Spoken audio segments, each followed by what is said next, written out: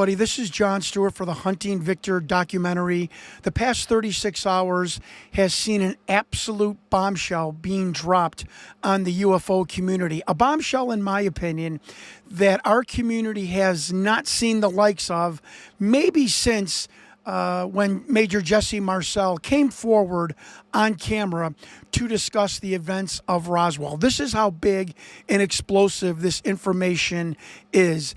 And we have backed it up with names and facility names like we always do, and like the skeptics and the ardent non-believers demand of us, and we respond.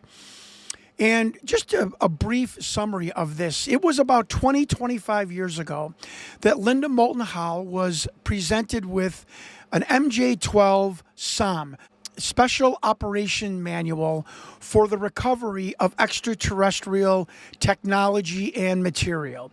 An explosive document that allegedly was printed and created in 1954. And you can look at the cover of this manual right here.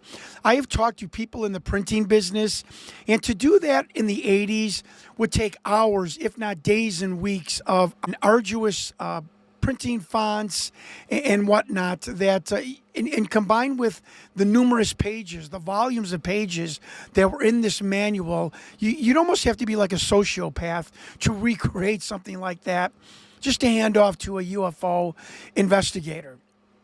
Anyways, this special operation manual was to instruct people, individuals, soldiers, how to care for and recover, and more importantly, where to send non-human intelligence, extraterrestrial material to various facilities around the country.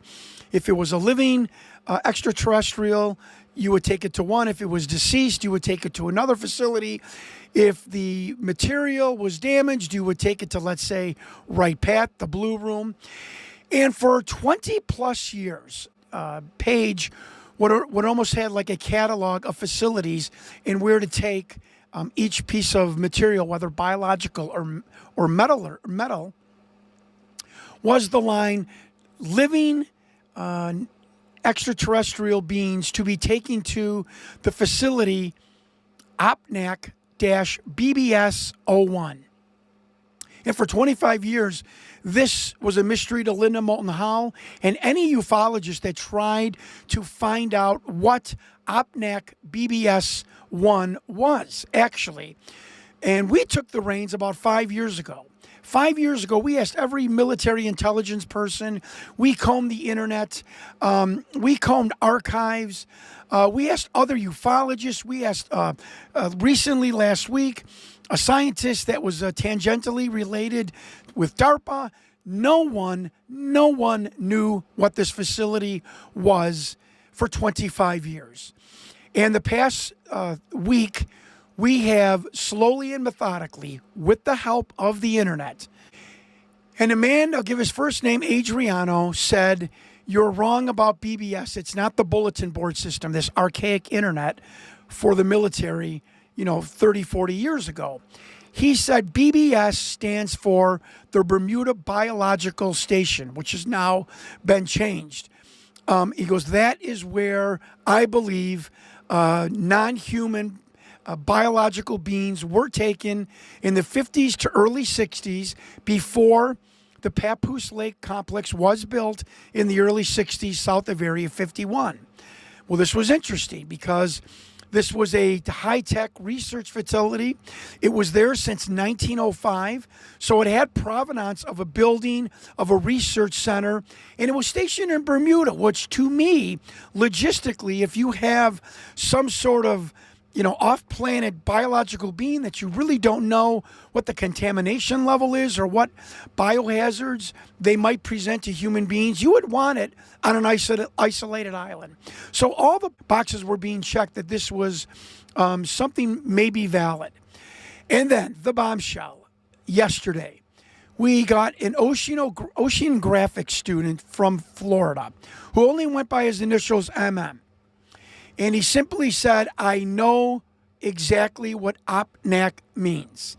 And I was stunned. And of course, He wrote it to me. OPNAC stands for the Oceanic Platform for the North Atlantic and the Caribbean.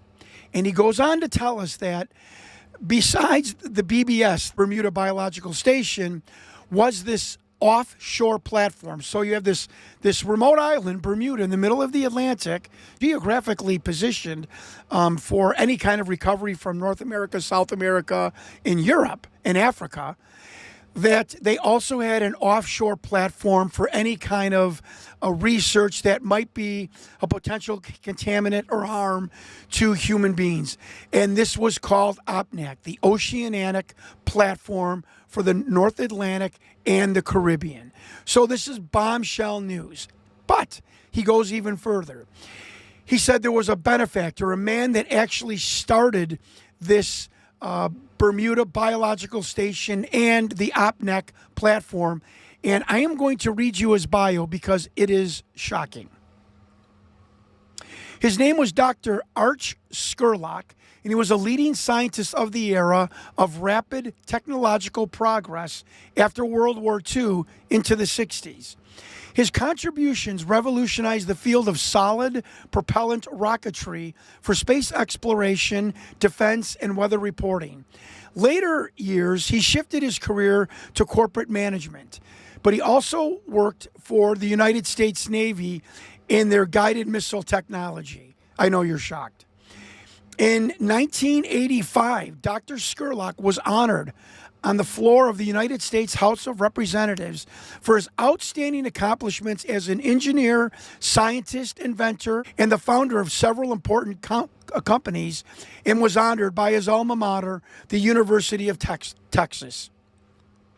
So this man spent part of his time living in Bermuda.